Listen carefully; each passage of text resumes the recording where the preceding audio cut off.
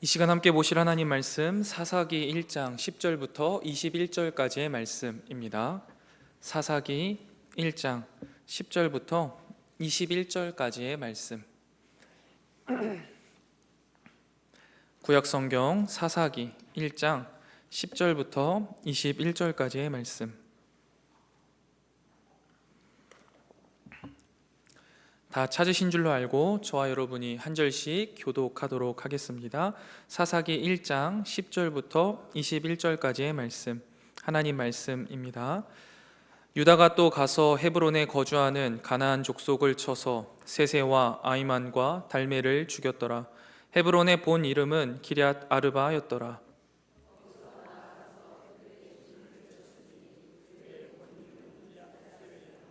갈렙이 말하기를 기럇 세베를 쳐서 그것을 점령하는 자에게는 내 딸 악사를 아내로 주리라 하였더니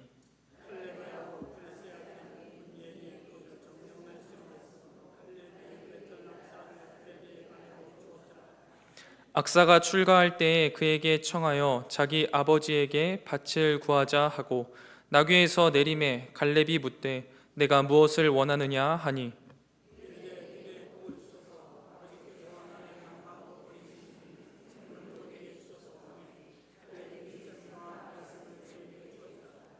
모세의 장인은 겐 사람이라 그의 자손이 유다 자손과 함께 종려나무 성읍에서 올라가서 아랏 남방의 유다 황무지에 이르러 그 백성 중에 거주하니라.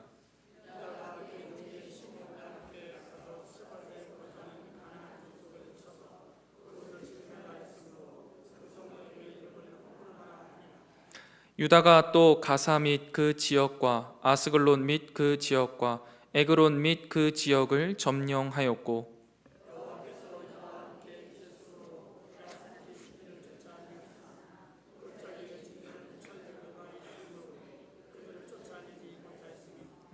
그들이 모세가 명령한 대로 헤브론을 갈렙에게 주었더니 그가 거기서 아낙의 세 아들을 쫓아내었고 베냐민 자손은 예루살렘에 거주하는 여부스 족속을 쫓아내지 못하였으므로 여부스 족속이 베냐민 자손과 함께 오늘까지 예루살렘에 거주하니라. 아멘. 우리 옆에 계신 분들과 이렇게 인사하겠습니다. 승리하는 한 주간 되세요. 금요철에 이어서 바로 수요 예배로 성도님들과 함께 말씀을 나누게 되어서 사사기 초반 기초공사를 잘 할 수 있겠구나라는 생각이 들었습니다. 금요일과 오늘 설교 내용을 잘 기억하고 기록해 두셨다가 다음번 설교 때 만나뵙게 되면 좋을 것 같습니다. 그런 의미에서 좀 정리를 하고 넘어가려고 하는데요. 기본적으로 사사기는요, 왕이 없는 시대에 각자가 왕이 되어서 살아가는 죄악의 모습들을 담고 있다라고 말씀드렸습니다. 그리고 금요철야 때는요, 하나님을 왕으로 모시는 하나님 백성이 사는 법 세 가지를 함께 살펴보았습니다. 첫 번째가 하나님께 여쭤보기, 두 번째가 하나님 약속이 역사의 흐름이라는 사실을 믿기, 마지막 세 번째가 그 약속에 순종하기였습니다. 이렇게 하나님의 백성이요, 하나님을 왕으로 모시고 살아갈 때 중요한 부분들을 살펴보았는데요. 이것은 사사기에서 아주 중요한 포인트 중에 하나니까 꼭 기억해 두시면 좋겠습니다. 자, 그렇게 하나님의 백성들이요, 하나님께 가나안 땅 정복 전쟁 선봉에 누가 설지를 여쭈어 보았습니다. 하나님은 유다 지파를 지목하셨죠. 그리고 유다 지파는 이 말씀에 순종하여서 가나안 정복 전쟁을 시작하였습니다. 그리고 그 순종에 하나님이 이미 유다 지파에게 약속하신 땅들을 주셨다라고 말씀하셨고, 실제 전쟁에 나가서 싸우고 승리하게 하심으로써 그들에게 그 약속이 실체가 되게 하셨습니다. 이러한 유다의 가나안 정복이 계속되는데요, 그것이 오늘 본문 말씀입니다. 오늘 본문 말씀 10절을 보면요, 이제 그들이 헤브론이라는 곳을 점령하기 시작합니다. 그곳에서 싸워 죽인 사람들의 이름이 기록되어 있는데요, 우리가 어디서 많이 본 익숙한 이름들인데요, 바로 여호수아 15장에 등장하는 아낙 자손 3대장 세세, 아이만, 달메입니다. 아낙 자손 우리가 잘 알고 있듯이요, 거인족의 조상입니다. 기골이 장대하고 힘이 강한 민족이에요. 그런데 이 아낙 자손 세세, 아이만, 달메는요, 여호수아 15장에 보면 갈렙에 의해서 진멸당했잖아요.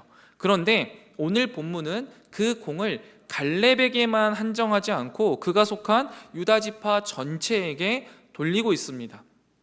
그러면서 헤브론의 원래 명칭이 뭐라라고 말씀하냐면 기럇 아르바다라고 성경이 말합니다. 굳이 말하는 이유가 있습니다. 기럇이라는 것은요, 성읍 또는 성을 의미하는 단어이고요, 아르바는요, 아낙 조선의 시조입니다. 즉 기럇 아르바라는 명칭의 뜻은 아르바의 성 혹은 아낙 자손의 종가 정도로 부를 수 있는 성이라는 것이죠. 그런데 유다 지파 갈렙의 순종으로 인해서 헤브론이라는 뜻은 무엇입니까? 교통, 연합이라는 뜻이거든요. 교통, 연합이라는 의미를 가진 성읍이 되었다라는 것이에요. 성경 저자는 이것을 꼭 집어서 이야기하면서 헤브론을 점령한 것은 단순한 땅의 정복뿐만이 아니라 하나님과 이스라엘 백성들의 관계의 연합이라는 것, 이것이 회복되었다라는 것을요 말하고 싶은 것이죠. 조금 더 자세히 말씀드리자면 하나님의 말씀에 순종해서 싸울 때 아무리 기골이 장대하고 힘이 센 아낙 자손일지라도 그 사람들을 상대해야 할지라도 하나님께서 반드시 승리하게 하신다. 하나님과의 연합이 곧 승리이다라는 것을 다시 한번 확인하게 된 것이 헤브론 점령이다라고 성경은 말하고 있는 거예요. 애정하는 성문교회 성도 여러분, 하나님의 백성인 우리는요, 하나님과 연합되어 있을 때 그 상황과 조건과 관계없이 분명히 승리하는 삶을 살 수 있습니다. 즉 우리의 승리의 열쇠는요, 바로 하나님이심을 믿고 그 하나님과 함께할 때 우리는 승리할 수 있다라는 이 믿음을 가지고 살아내야 한다라는 것이죠. 계속해서 유다 지파는요, 정복 전쟁을 진행합니다. 드빌이라는 지역으로 이동했는데 이곳의 원래 이름이 기럇 세벨이었다라고 이야기해요. 아까 기럇이 무슨 의미를 가지고 있다라고 말씀드렸냐면 성읍입니다. 그럼 세벨만 알면 되겠죠. 세벨은 책 혹은 기록이라는 의미를 가지고 있어요. 그래서 책의 도시 혹은 기록의 도시라고 말할 수 있습니다. 아마 이곳은 학자들이 많았거나 도서관이나 문서 저장소가 있었던 곳으로 추정돼요. 이제 이곳을 점령해야 하는데요, 승리의 열쇠가 하나님이심을 그 누구보다 잘 아는 갈렙이요, 갑자기 아주 특이한 공약을 제시합니다. 바로 이 기럇 세벨을 점령하는 자에게 자신의 딸을 주겠다라고 하는 것이죠. 실제로 갈렙의 믿음을 가지고 있었다면 갈렙이 직접 나가서 싸워서 승리하면 됩니다. 그런데 그는 왜 여기에서 이런 특별한 공약을 제시하는 걸까요? 여기에서 약간 불편한 마음이 드는 분들이 계실 수도 있습니다. 마치 딸의 운명을 아버지가 좌우하는 듯한 이러한 제안은 과도한 가부장적 발상처럼 보일 수 있기 때문입니다. 여성의 지위가 심히 낮았던 고대 사회의 분위기가 반영된 것일지도 모르겠습니다. 사실 갈렙의 딸 악사의 이름은요, 그 뜻이 장식용 팔찌 아니면 발찌를 의미하고 있거든요. 그 의미하는 이름의 의미만 보더라도 이 당시 사회는 한 여인이 마치 장신구 취급을 받는 사회 분위기였을 겁니다. 딸을 어떤 공적의 보상으로 제시하는 것의 의미도 아마도 이러한 사회 분위기의 영향이 적지 않았을 것으로 보여요. 그러나 이러한 시대의 문화적인 한계 속에서도요, 갈렙은요, 딸의 인격을요 결코 무시하지 않았습니다. 그리고 그에게 많은 선택권을 주는 인격적인 모습을 우리는 말씀을 통해서 볼 수 있는데요, 이 당시 갈렙은요 85세의 노인입니다. 전쟁의 최전선에 나가서요 칼을 휘두르면서 군대를 이끌기보다는 다음 리더십을 세울 준비를 해야 하는 나이인 것이죠. 그런데 여러분 한번 곰곰이 생각해 보세요. 갈렙에게는요 아들들이 많이 있었습니다. 그런데 왜 그들에게 이 역할을 맡기지 않았을까요? 아들들이 좀 탐탁치 않아서 그랬을까요? 아니면 자기 자식은 아끼니까 안 되고 남의 자식은 아끼지 않아서 전쟁터에 보내려는 야비한 속셈일까요? 저는 둘 다 아니라고 생각합니다. 우리가 아는 갈렙은요 어떠한 상황 속에서도 승리의 열쇠는 하나님과의 연합에 있다라는 그 사실을 믿고 자신의 삶을 내던질 줄 아는 믿음의 사람이잖아요. 거기에다가 유다 지파에서 가장 유력한 리더입니다. 그런 그가 이런 제안을 한 것은 그에게 많은 아들들이 있었지만 자신의 권력을 아들들에게 세습하지 않고 도리어 유다 지파 가운데에 승리의 열쇠가 하나님임을 믿고 자신의 삶을 내어 던질 수 있는 믿음 있는 리더십을 계승하기 위해서 이러한 제안을 하게 된 것으로 보여집니다. 사실 고대 사회에서요, 딸의 배우자를 고르는 것은 오롯이 부모의 몫입니다. 이것은 너무나 당연한 일이었어요. 권리이고 의무였던 것이죠. 더군다나 가나안 땅에 들어오면서 많은 가나안 땅의 문화가 침범해 오는 그 상황 속에서 검증되지 않고 경건하지 않은 신랑감 후보들이 막 도처에 산재해 있는 상황이라면 더욱이 그래야만 했을 겁니다. 그래서 저는요, 갈렙의 이러한 제안은 오히려 악사의 배우자를 하나님 앞에서 바른 믿음을 가지고 있는 사람을 짝지어주기 위한 아버지 갈렙의 사랑이자 신앙적인 모습이라고 보는 것이 마땅하다라고 생각합니다. 갈렙은 자신의 딸을 행복하게 해줄 사위의 자질로서요, 하나님과 동행을 승리의 열쇠로 믿는 자를 요구한 것이고, 자신을 이어서 유다 지파를 이끌 리더십의 자질로서도 동일한 자질을 요구하고 있는 것이죠. 과거의 화려한 스펙이나 그의 가문이나 재력을 보는 것이 아니라 지금 주어진 이 현실의 어려운 상황 가운데에서도 하나님과의 동행이라는 승리의 열쇠를 가지고 승리할 수 있는 자를 사윗감으로, 그런 승리할 수 있는 자를 다음 유다 지파를 이끌 리더십으로서 구하기 위해 이런 제안을 했던 것이죠. 여기서부터는 이제 김 목사 뇌피셜인데요, 성경적 근거가 많지는 않습니다. 여러 정황과 스토리상 곰곰이 생각해 보면요, 갈렙은요 다른 아들들보다 악사를 훨씬 더 사랑했던 것 같아요. 왜냐하면 여러분 잘 생각해 보세요. 누가 되었던 기럇세벨 혹은 드비를 점령하게 되면 악사의 남편이 되잖아요. 그렇게 되면 유다 지파의 리더십이 어디로 가는 거예요? 이 악사의 남편, 즉 사위에게 갑니다. 갈렙의 아들들에게 가지 않아요. 자신의 가문에게 있는 게 아니라는 거예요. 악사의 남편에게 이 리더십이 주어질 거고, 이 악사는 어떻게 되는 거예요? 그 리더십의 중심에 서는 거죠. 이게 분명한 일이에요. 그러니까 사실 다른 아들들보다 이 악사를 더 사랑한 거예요. 그리고 더 나아가 보면 악사도 굉장히 순종적이었던 여인이었던 것 같아요. 아버지의 이러한 제안을 수용한 것 같아요. 불평의 흔적이 전혀 없고, 오히려 온니엘이 이제 드비를 정복하자마자 그의 아내가 되죠. 그러면서 동시에 출가하는데 아버지께 아주 민첩하게 나아가서요, 선물을 구해요. 근데 구하는 게 뭐예요? 복과 셈입니다. 여러분, 복이 무엇입니까? 복은요, 우리에게 하나님과의 동행이에요. 하나님이에요. 하나님이 나에게 주시는 그 하나님, 아버지에게 주셨던 하나님의 축복을 나에게 달라라고 요구했고, 셈은요, 셈을 포함한 땅을 의미합니다. 그런데 여러분, 우리가 민수기 말씀 묵상할 때 봤던 슬로브앗의 딸들 이야기 기억나시나요? 원래 이스라엘 사회에서요, 땅의 상속의 원칙은 누구에게만 돌아갑니까? 아들에게만 돌아가요. 딸에게 돌아가는 것은요, 아들이 다 죽었을 경우에요. 아들이 없으면 딸에게 돌아간단 말이죠. 그런데 악사의 경우는요, 매우 특별한 거예요. 첫 번째, 아버지가 돌아가시지도 않은 상황에 요구하는 거죠. 그리고 두 번째, 아들들이 분명히 버젓이 살아있는데도 불구하고 이 상속의 이례적인 특혜가 악사에게 주어지고 있어요.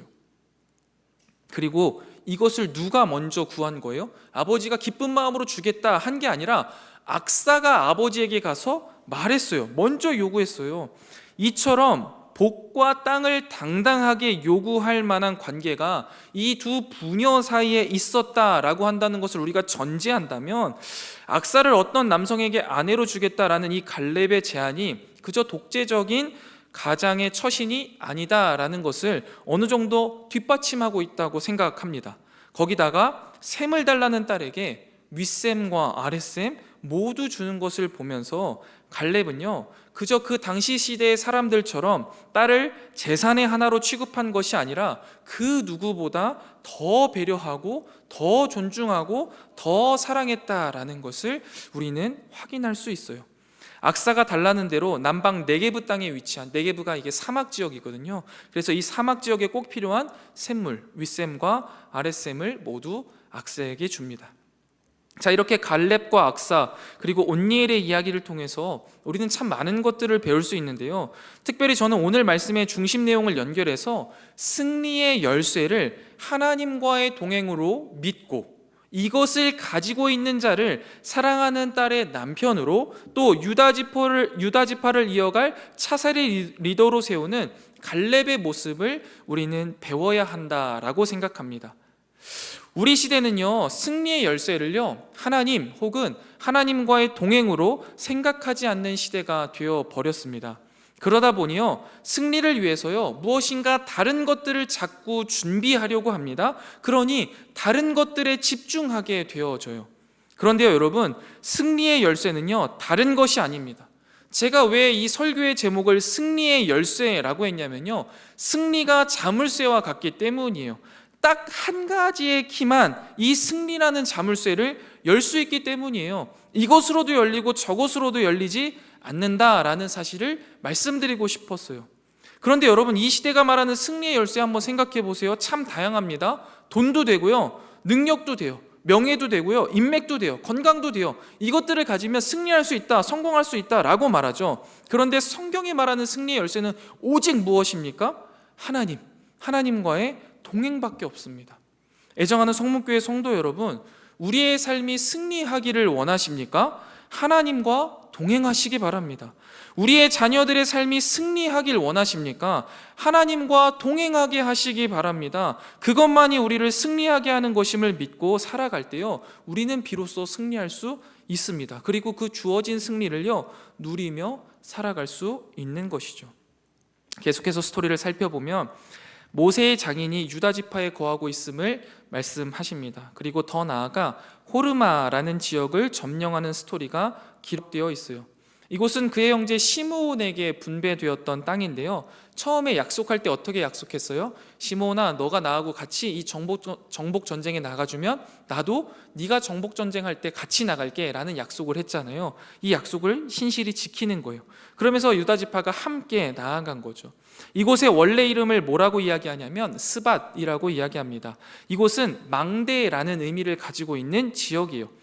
그런데 여러분, 이 지역이요, 놀랍게도 민수기 14장에 보면요, 이스라엘 백성들이 광야 생활 중에요, 처음으로 함락하려고 했던 성이에요. 그런데 함락을 못했습니다. 이 당시에 가나안 족속들과 여러 이방 족속들이 함께 공격해 오면서요, 처참하게 참패했던 곳이 바로 이 스밧이라는 지역이에요. 그만큼 견고한 성이었죠. 얼마나 견고하면 이름이 망대겠어요. 함락이 어려운 성이었습니다. 이스라엘 전체가 애를 써도 안 됐단 말이에요. 그런데 이 성읍을 어떻게 합니까? 유다와 시므온 지파 단 두 지파만 올라가서 공격하고 함락합니다. 그리고 그 이름을 호르마라고 명명했는데요, 이 의미가 뭐냐면 진멸이라는 의미를 가지고 있습니다. 이곳에 있는 가나안 족속을요, 완벽하게 진멸하고 그 성읍을 완전하게 파괴했기 때문에 호르마라고 이름 지은 거예요. 그런데 여러분, 우리가 여호수아에서부터 이 가나안 입성에 있어서 하나님이 계속해서 중요하게 다루시는 단어가 있는데, 그게 뭐냐면 진멸이라는 단어 혹시 기억하십니까? 이제 보통 헤벨이라고 아실 거예요. 그런데 여러분, 이 진멸이라는 단어, 하나님이 이스라엘 백성들에게 가나안 땅에 들어가면 모든 족속을 다 진멸하라고 말씀하셨는데 그 이유가 무엇이에요? 그들의 우상 숭배를 본받지 않기 위함이었습니다. 즉 진멸하라 혹은 진멸하였다라는 이것은요, 하나님의 말씀에 충실하게 순종하여 머리털 하나 남기지 말고 싹 없애버려라 라는 의미를 가지고 있는 거예요. 그런데요 여러분, 이 호르마라는 단어가요, 첫 번째 의미가 진멸이라고 한다면요, 두 번째 의미가 봉헌 혹은 헌신이라는 의미를 또 가지고 있어요. 그런데 여러분, 한번 곰곰이 생각해 보세요. 진멸이랑 봉헌, 헌신, 이것은요 등을 맞대고 있는 동전의 양면과 같아요. 죄에 대해서는요 철저한 진멸을 해야지만 우리가 온전한 제물로 하나님 앞에 드려질 수 있는 것이죠. 이러한 의미에서 호르마는요, 앞으로 이스라엘 백성들이 계속해서 치루어야 할 전쟁의 의미를 드러내고 있는 아주 좋은 비유라고 생각합니다.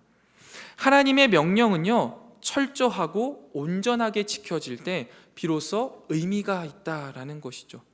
우리가 잘 알고 있는 사울 왕의 이야기가 바로 이것을 이야기하고 있는 것 아니겠습니까?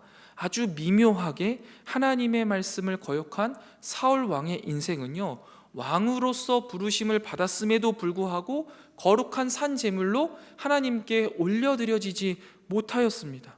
그런데 이 호르만 전투는요, 달라요. 모든 것을 진멸함으로써 하나님께 올려지는 아름다운 제물이 되었습니다. 오늘 설교의 주제와는 조금 결이 다를 수 있다라고 생각할 수 있지만, 그럼에도 꼭 짚고 넘어가고 싶은 게 바로 이 부분이에요. 우리의 삶도요, 이 호르마와 같아야만 한다라는 것이죠. 우리의 삶 속에 있는 죄의 모습들은요, 모두 싹 다 진멸해야만 합니다. 그래야지만 우리의 삶이 하나님 앞에 드려지는 것이고 하나님이 받으시는 아름다운 제물이 될 수 있다라는 사실을 우리는 기억해야 합니다. 오늘도 내 안에 있는 작은 죄악의 모습들도 모두 다 진멸하는 저와 여러분 되시기를 주님의 이름으로 축원드립니다. 이어서요, 호르마 전쟁 이후에 계속해서 열거되는 가사, 아스글론, 에그론, 이 주변의 지역들을 모두 다 점령하였다 나오는데요, 이 지역은 모두 블레셋의 영토였습니다. 여호수아 시대에는요, 블레셋 사람의 모든 지역을요 하나도 점령하지 못했어요. 그래서 늘 블레셋은요, 이스라엘 백성들 손끝에 박힌 가시처럼 그들을 괴롭히고 또 괴롭혔습니다. 그런데 놀랍게도 유다는 그 블레셋 성의 절반 이상을 점령하는 쾌거를 이루게 됩니다. 승리를 얻었어요. 그렇다면 도대체 유다는 어떻게 이 여호수아 시대에는 상상도 못했던 승리를 거둘 수 있었던 것일까요? 바로 19절 말씀입니다. 사사기 1장 19절 말씀 우리가 함께 읽어보도록 하겠습니다. 함께 읽겠습니다. 시작. 여호와께서 유다와 함께 계셨으므로 그가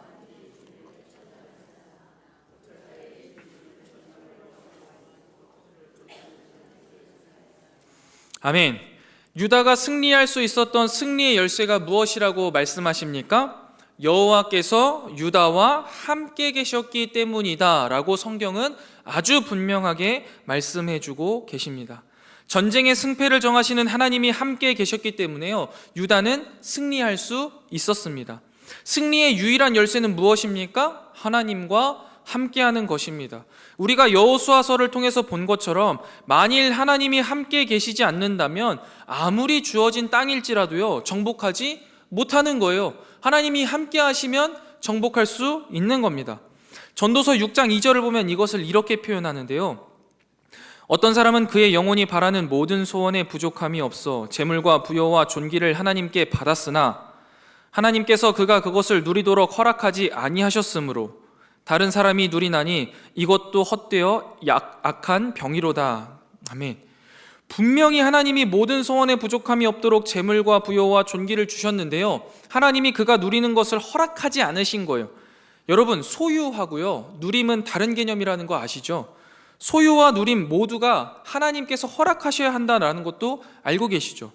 그분의 허락이 없이는, 그분과 함께 하지 않는다면 우리가 소유할 수 있을지 몰라요. 그러나 누릴 수 없는 겁니다. 약속을 받았을지 몰라요. 그러나 승리할 수 없는 불쌍한 인생으로 살아가는 거예요. 어떨 때요? 하나님과 함께 하지 않을 때요.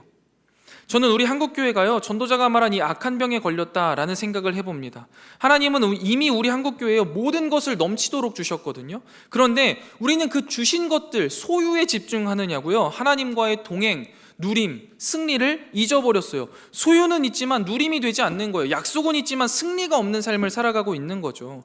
애정하는 성목교회 성도 여러분, 우리의 삶은 어떻습니까? 하나님과 함께하면서 승리의 열쇠를 주고 계십니까? 하나님이 주신 모든 것들을 누리고 계십니까? 약속을 성취하는 승리를 경험하고 계십니까?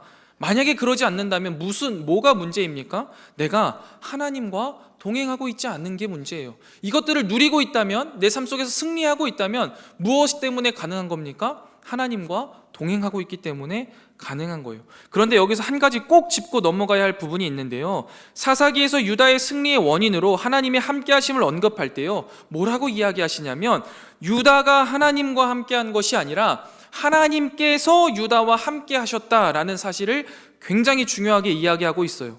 연합과 동거와 동행의 주체는요, 유다가 아닙니다. 인간이 아니에요. 하나님이십니다. 전쟁은 여호와께 속한 것이고 승패의 주권도 당연히 하나님께 달려있기 때문에 유다가 전쟁에서 이겼다면 그 승리의 공로는 유다의 것이 아니라 그들과 함께 해주신 하나님께 돌려드리는 것이 마땅한 것이고 그것이 당연한 이유가 될 것입니다. 그런데 여러분, 이것을 오해하는 사람들이 있어요. 그럼 공로가 우리에게 돌아오지 않으니 나태나 게으름을 선택하는 사람들, 혹은 어차피 하나님이 일하시는 것이니 감 떨어질 때까지 입이나 벌리고 있으면 충분하겠다라는 생각을 하고 있는 사람들입니다. 그런데 여러분, 이것은 분명한 오해입니다. 우리가 해야 할 하나님의 일을요, 예수님께서는 요한복음 6장 29절을 통해서 알려주셨는데요, 우리 함께 고백해 보겠습니다. 읽겠습니다. 시작. 예수께서 대답하여 이르시되 하나님께서 보내신 이를 믿는 것이 하나님의 일이니라 하시니. 아멘. 우리가 해야 할 일은 무엇이라고 말씀하세요? 예수 그리스도를 믿는 것이 우리가 해야 할 하나님의 일, 믿음이 즉 우리의 일이라는 거예요. 사도 바울은 그래서 에베소서 3장 17절에서 믿음으로 말미암아 그리스도께서 우리 마음 안에 계신다라고 말씀하시는 것이거든요. 믿음으로 인해 주님께서 우리 안에 계시면서 이 전쟁 같은 인생을 이끄시는 거예요. 그러면 우리는 이 전쟁 같은 인생에서 어떻게 되는 거예요? 승리하게 되는 거죠. 그러므로 우리는 믿음으로 의롭게 되고 믿음으로 주님과 동행하고 믿음으로 주어진 승리의 전리품을 누리게 되는 행복한 삶을 살아가게 되는 거예요. 그래서요, 우리는 하박국 선지자의 고백처럼 오직 의인은 믿음으로 말미암아 살리라 라는 고백을 우리의 삶 속에 끊임없이 하게 되는 것이죠. 애정하는 성목교회 성도 여러분, 승리의 열쇠는요, 다른 것 아닙니다. 하나님과의 동행입니다. 그러나 이것은 어디까지나 하나님께서 우리와 함께 해주시는 하나님의 영역이죠. 우리는 대신 그 하나님께서 우리와 함께 해주시기를 기대하고 기다리며 나태나 게으름으로 사는 것이 아니라 하나님을 믿는 믿음으로 이 전쟁 같은 인생에서 한 걸음 한 걸음 나아가며 살아내야만 합니다. 하나님이 나와 함께 하시면 이 전쟁 같은 인생을 승리할 수 있다라는 마음을 가지고 내 힘으로는, 내 능력으로는 안 될 것 같을지라도 한 걸음 내디뎌 보는 것, 그것이 바로 우리가 해야 할 믿음, 우리가 해야 할 목심을 기억하시기 바랍니다. 그때 하나님이 우리와 동행하심으로써 약속이 실제가 되고 누림이 되는 것, 그래서 결국에는 우리의 삶 속에 승리의 기쁨을 맛보며 살아가는 그리스도인의 삶이 되어지는 것이죠. 그런데 여러분, 오늘 본문 동일한 말씀 19절 말씀을 보면요, 하나님이 함께 하셔서 산지 주민을 쫓아냈어요. 그런데 골짜기 주민들은 정복하지 못했습니다. 그 이유를 뭐라고 이야기하냐면 철병거 때문이다 라고 말하고 있어요. 그런데 여러분, 진짜 철병거 때문일까요? 저는 아니라고 생각해요.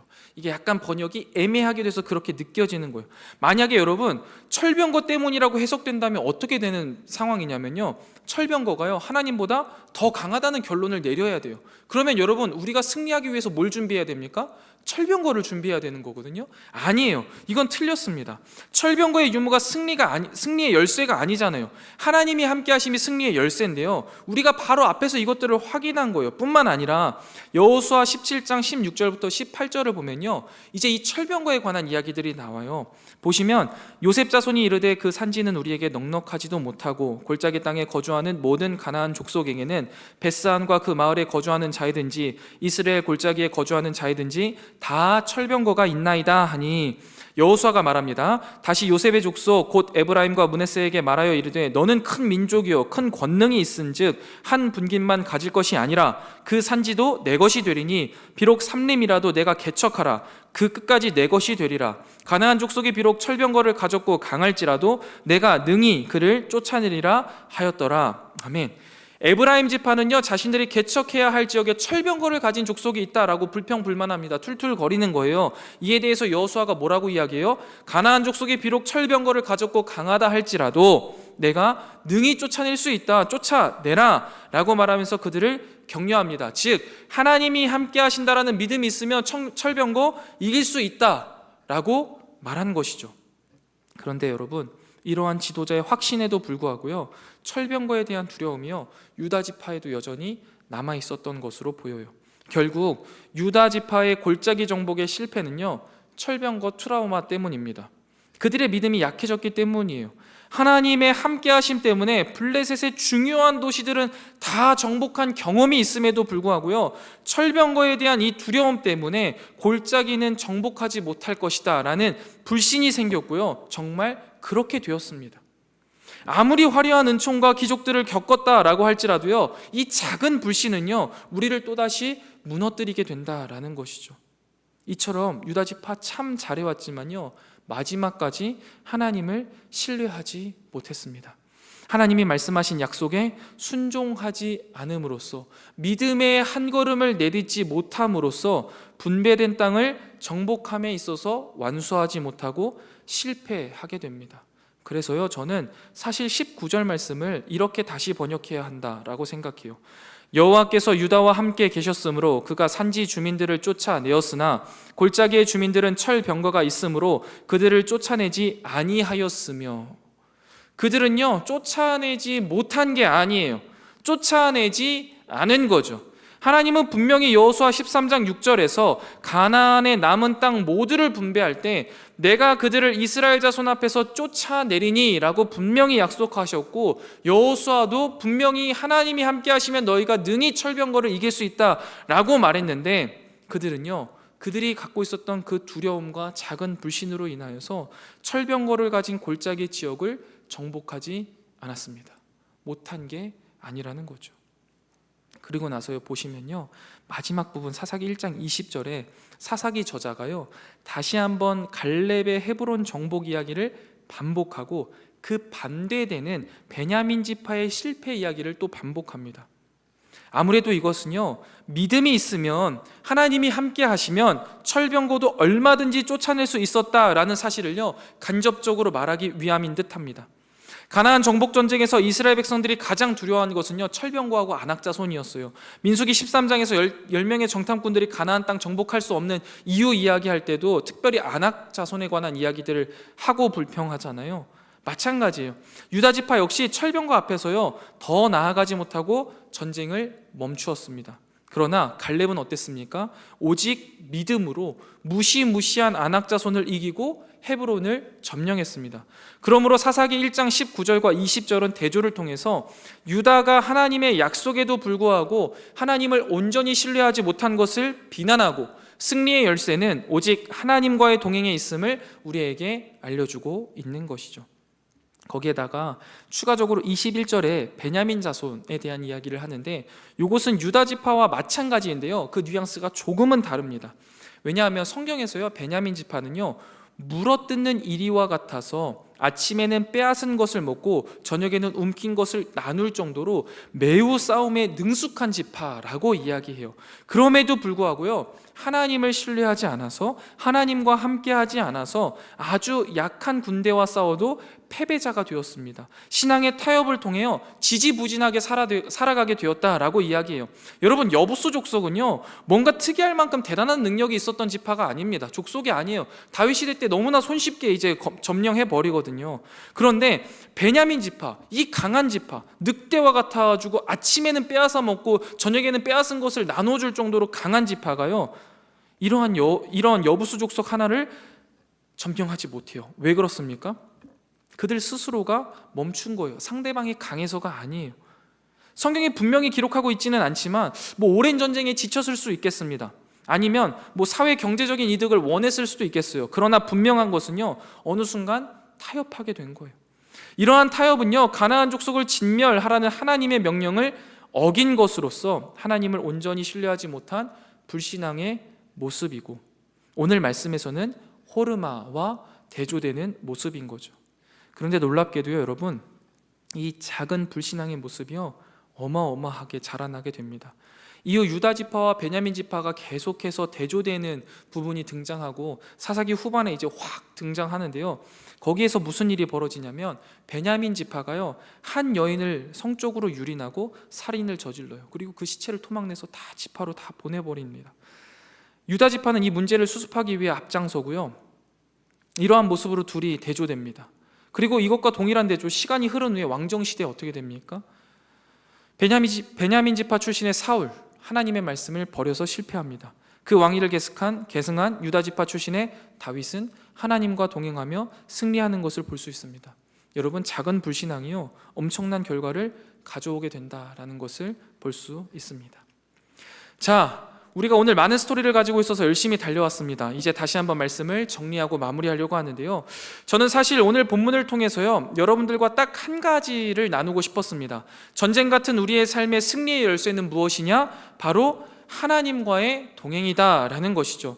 하나님이 우리와 함께 하시면 우리는 승리합니다. 그러니 우리가 가장 주목해야 할 것은 무엇입니까? 다른 그 무엇도 아니라 하나님이 나와 동행하고 계신가를 우리는 늘 주목해 봐야 돼요. 내 삶 속에 하나님이 계신가, 하나님이 원하시는 뜻은 무엇인가를 우리는 주목하며 살아가야 합니다. 하나님이 원하시는 뜻이 무엇인지를 어떻게 알 수 있나요? 기도를 통해 여쭤봐야겠죠. 성경을 통해서 깨달아야 합니다. 그리고 하나님께서 원하시는 뜻이요, 내 생각과 내 능력으로는 불가능해 보일지라도 그것이 내가 가야 하는 길이기 때문에 그 길에 철병가가 있을지라도 안악자손이 있을지라도 하나님이 함께 하시며 승리할 수 있다라는 고백을 가지고요, 오늘도 믿음으로 한 걸음 내딛는 순종의 삶에는 승리가 있을 것이고, 그러지 못한다면 불순종의 처절한 패배만 있을 뿐입니다. 여러분, 그러니 타협하지 마세요. 신앙에는요 여러분, 타협이라는 게 없습니다. 죄된 모든 것을 진멸하라 하는 하나님의 말씀에 호르마를 기억하시면서 진멸하세요. 작은 불신앙도 그 결과는 참혹합니다. 오늘 우리 안에 싹트는 불신앙의 모습들, 타협의 모습들이 있다면 지금 이 시간 기도와 결단을 통해 진멸하시고, 하나님이 우리 앞에 보여주는 모든 삶 가운데 내 자신을 아름다운 산 제물로 올려드리는 저와 여러분이 되시기를 축원드립니다. 전쟁은 오직 하나님께 속하였으니 우리는 그 전쟁을 주관하시며 우리의 왕 되시는 하나님과 동행하며 이번 한 주간도 주님과 동행함으로 승리하는 저와 여러분 다 되시기를 주님의 이름으로 축원드립니다.